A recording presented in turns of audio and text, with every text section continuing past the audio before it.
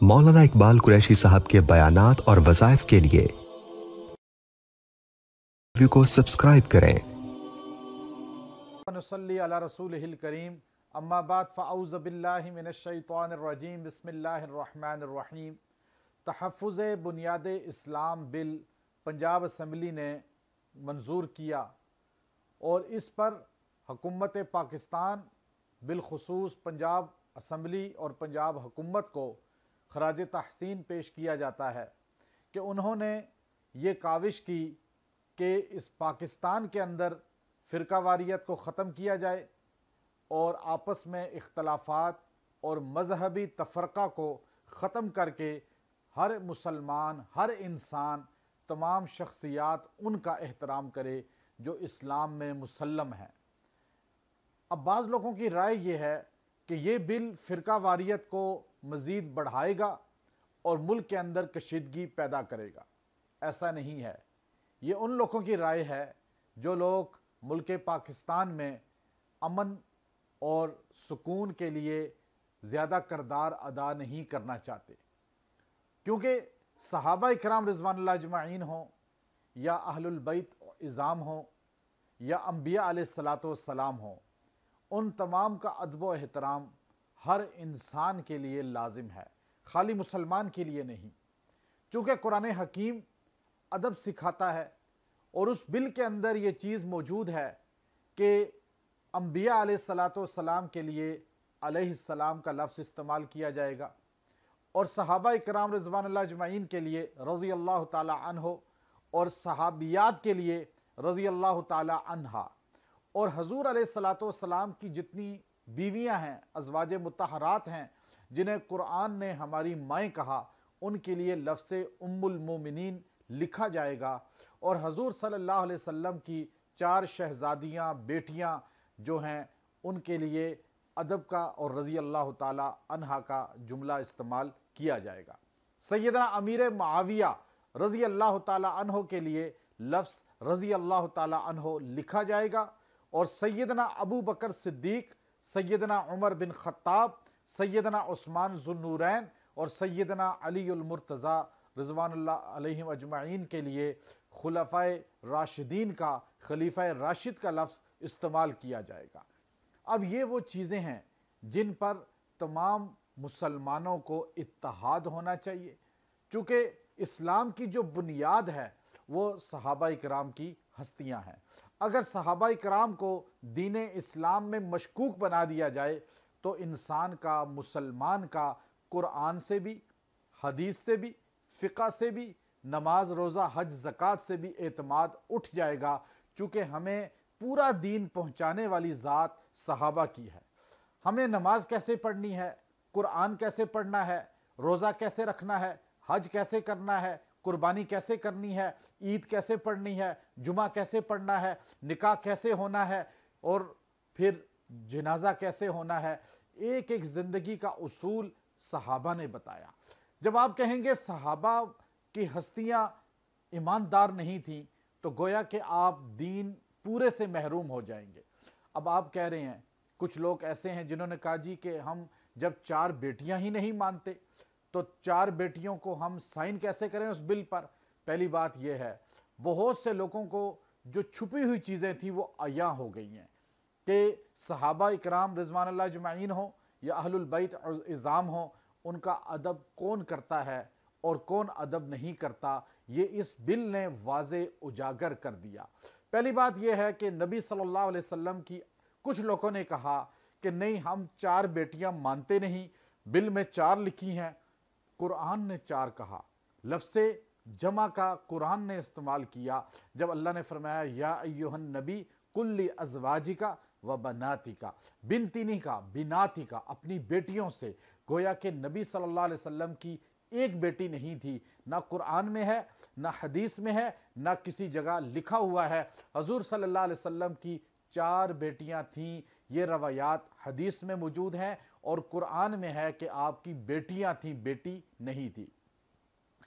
फिर फरमाया कि नबी सल्लल्लाहु अलैहि वसल्लम की बीवियों के लिए लफ्ज़ उम्मुल मोमिनीन इस्तेमाल किया जाएगा। आप हमारी माँ हैं, उम्मत की माँ हैं। तो एतराज़ करने वालों ने कहा हम माँ मानते नहीं, ہم سیدہ عائشہ کو نہیں مانتے، سیدہ حفصہ کو نعوذ باللہ نہیں مانتے، تو قرآن کہتا ہے مؤمنین انفسہم و ازواجہم امہاتہم کہ نبی کی جو بیویاں ہیں وہ امت کی مائیں ہیں۔ اب نبی کی بیویاں امت کی مائیں ہوئیں،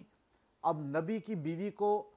چاہے وہ سیدہ خدیجہ ہوں، سیدہ میمونہ ہوں، سیدہ عائشہ ہوں، سیدہ حفصہ ہوں، یا آپ علیہ السلام کی کوئی بھی بیوی ہو، وہ ساری امت کی قیامت تک ماں ہیں۔ قرآن نے ماں کہا، جو قرآن کی ماں کو مان نہ مانے تو وہ مومن نہیں، مسلمان نہیں۔ پھر کہا خلفۂ راشدین، یہ لفظ خلیفہ راشد خلفۂ اربعہ کے لیے استعمال کیا جائے گا۔ اعتراض کرنے والوں نے کہا کہ ہم تو خلیفہ راشد ہی نہیں مانتے، ہم ان کے اقتدار کو، حکومت کو مانتے ہی نہیں۔ پہلی بات یہ ہے، ابو بکر صدیق رضی اللہ تعالیٰ عنہ، حضرت عمر، حضرت عثمان کے خلافت کے زمانے کو قرآن بیان کرتا ہے۔ قرآن پاک کی بے شمار آیات اس چیز پر دلالت کرتی ہیں کہ زمانہ صدیقی، زمانہ فاروقی، زمانہ عثمانی یہ تھا۔ اس لیے شاہ ولی اللہ محدث دہلوی رحمۃ اللہ علیہ نے اپنی کتاب کے اندر لکھا کہ مسلمانوں، رسول اللہ صلی اللہ علیہ وسلم کا زمانہ نبوت جو ہے وہ 23 سالہ نہیں ہے بلکہ 53 سالہ ہے۔ خلفۂ راشدین کا 30 سالہ دور وہ بھی رسول اللہ کا زمانہ ہے، اس کو بھی خلیفہ راشدہ کا جو زمانہ ہے وہ گویا کہ دور نبوت کا زمانہ ہے، کہ آپ صلی اللہ علیہ وسلم نے فرمایا کہ صحابہ میری سنت کو پکڑو، علیکم بسنتی و سنت الخلفاء الراشدین۔ تو اس لیے صحابہ کا زمانہ بھی رسول اللہ کا زمانہ ہے، خلفاء راشدین کا انکار بھی گویا کہ رسول اللہ صلی اللہ علیہ وسلم کا انکار ہے۔ پھر کہا کہ ہم سیدنا معاویہ بن ابی سفیان رضی اللہ تعالی عنہ کو نہیں مانتے، حالانکہ خلفاء راشدین کا جو زمانہ ہے وہ ان کی کتابوں میں آپ اصول کافی اٹھائیں، آپ جو ہے تہذیب الاحکام اٹھائیں، آپ جو ہے ان کی جلاء العیون اٹھائیں، ان ساری کتابوں کے اندر باقاعدہ طور پہ بحار الانوار کے اندر شان صدیق موجود ہے، شان فاروق موجود ہے، شان عثمان موجود ہے۔ جب کتابیں ان کی شان بیان کرتی ہیں تو آپ کی زبان کیوں ان کے خلاف چلتی ہے؟ پھر آپ دیکھیے سیدنا معاویہ بن ابی سفیان رضی اللہ تعالیٰ عنہ کے بارے میں فرمایا کہ جی ہم تو ان کو رضی اللہ ہی نہیں مانتے، ہم ان کو صحابی نہیں مانتے، جو علی المرتضیٰ سے لڑے وہ ہمارے لیے صحابی نہیں ہیں۔ یہ آپ کی کسوٹی غلط ہے۔ آپ جس علی رضی اللہ تعالیٰ عنہ کا نام لیتے ہیں، ان علی المرتضیٰ رضی اللہ تعالیٰ عنہ کی کتاب نہج البلاغہ جو آپ کے گھروں میں موجود ہے، ان نہج البلاغہ کے اندر آپ اٹھا کر دیکھیے سیدنا علی رضی اللہ تعالیٰ عنہ اس جنگ صفین کے بعد خطبہ دیتے ہوئے، یہ وہ کتاب ہے جس کے بارے میں دنیا تمام جو تشیع کے ہیں وہ مسلم اس بات پر اتحاد کرتے ہیں کہ نہج البلاغہ سب سے مستند کتاب ہے، جس میں خطبات علوی ہیں، علی رضی اللہ تعالیٰ کے خطبات ہیں، آپ کے اقوال ہیں، آپ کے فرامین ہیں۔ آپ نے جنگ صفین کے بعد خطبہ دیتے ہوئے ارشاد فرمایا کہ اے لوگو، سارے گورنروں کو آپ نے وہ خطوط ارسال کیے تھے اور اس میں یہ خطبہ تھا۔ آپ نے فرمایا ان ربنا واحد و نبینا واحد، اور پھر آپ نے فرمایا ہمارا رب ایک ہے، ہمارا نبی ایک ہے، وہ کتابنا واحد، اور ہماری کتاب ایک ہے۔ پھر آپ نے فرمایا ہمارا دین ایک ہے، اور پھر فرمایا وہ معاویہ ایمان میں ہم سے بڑھا ہوا نہیں اور ہم معاویہ سے بڑھے ہوئے نہیں۔ یہ خطبہ آپ نے ارشاد فرمایا جو نہج البلاغہ کے اندر موجود ہے، اور نہج البلاغہ میں ہر انسان پڑھ سکتا ہے۔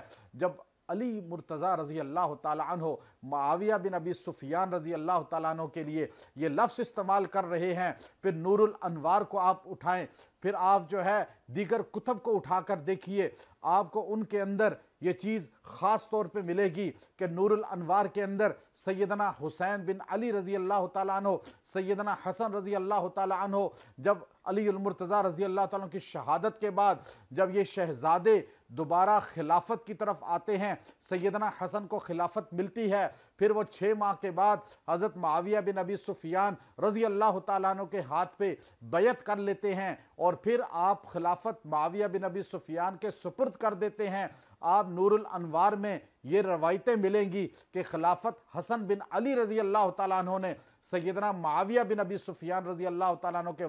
سپرد کر دی۔ اعتماد کر لیا اور ان کے ہاتھ پہ بیعت کر لی، کتابیں آپ کی ہیں اور حوالے ان کے اندر موجود ہیں، تو آپ کیسے کہہ سکتے ہیں کہ سیدنا معاویہ بن ابی سفیان رضی اللہ تعالی عنہ کو ہم صحابی ہی نہیں مانتے، جنہوں نے قرآن لکھا؟ اس لیے ملک پاکستان کے اندر یہ چیز ختم ہونی چاہیے۔ یہ جو تحفظ بنیاد اسلام بل ہے، اس کا مقصود کیا ہے کہ اس ملک سے ان شخصیات کا ادب و احترام ملحوظ رکھ کے جملے ان کے لیے استعمال کیے جائیں جو معاشرے میں عزت اور مقام رکھتے ہیں، جو ہمارے ایمان کا حصہ ہیں۔ اب صحابہ کرام کی، اہل البیت کی اگر بے ادبی کوئی نہ کرے، ان کے لیے نازیبا الفاظ استعمال نہ کرے، تو ملک میں بد امنی نہیں ہوگی، فرقہ واریت نہیں ہوگی، لڑائی جھگڑا نہیں ہوگا، قتل و غارت نہیں ہوگی، اور با ادب با نصیب ہوتا ہے، بے ادب بے نصیب ہوتا ہے۔ اب یہ سب کو ماننا چاہیے، اور اس تحفظ بنیاد جو قانون بن رہا ہے، اس کو سپورٹ کرنا چاہیے۔ اب عیسائی بھی اس ملک میں رہتے ہیں، ہندو بھی رہتے ہیں، یہودی بھی رہتے ہیں، سکھ بھی رہتے ہیں۔ اب وہ کہیں کہ ہم محمد صلی اللہ علیہ وسلم کو رسول نہیں مانتے، قرآن کو کتاب نہیں مانتے، تو ہم نہیں کہیں گے محمد صلی اللہ علیہ وسلم کے ساتھ، قرآن کے ساتھ پاک کا لفظ استعمال نہیں کریں گے، نبی کے نام کے ساتھ نہیں استعمال کریں گے لفظ پاک ادب کا، کیونکہ ہم رسول مانتے ہی نہیں، تو آپ دیکھیے جھگڑا پیدا ہوگا۔ آپ نہیں مانتے، وہ آپ کا دین ہے، وہ آپ کا مذہب ہے، وہ آپ کا عقیدہ ہے، وہ آپ کی سوچ ہے، لیکن آپ نہ کتابوں میں نہ بیانات میں ان شخصیات کی بے ادبی کریں، جھگڑے ختم۔ کتابوں میں لفظ ام المومنین لکھا جائے گا، خلیفہ راشد لکھا جائے گا، رضی اللہ عنہ لکھا جائے گا، رضی اللہ عنہ لکھا جائے گا، اور پھر ادب احترام ملحوظ رکھا جائے گا، تو فرقہ واریت نہیں ہوگی۔ اب آپ کا عقیدہ نہیں ہے، آپ اپنے گھر میں اپنی عبادت خانے میں رکھیں، لیکن سوشل میڈیا پہ اس کا پرچار نہ کریں۔ اللہ ہمیں تحفظ بنیاد اسلام بل صحیح سمجھنے کی توفیق عطا فرمائے، اور صحابہ کی سچی غلامی عطا فرمائے۔ جو صحابہ کا غلام ہے، اللہ اس کو صحابہ کی معیت روز محشر عطا کرے گا۔ وآخر دعوانا ان الحمدللہ رب العالمین۔ मौलाना इकबाल कुरैशी साहब के बयानात और वज़ाइफ के लिए को सब्सक्राइब करें।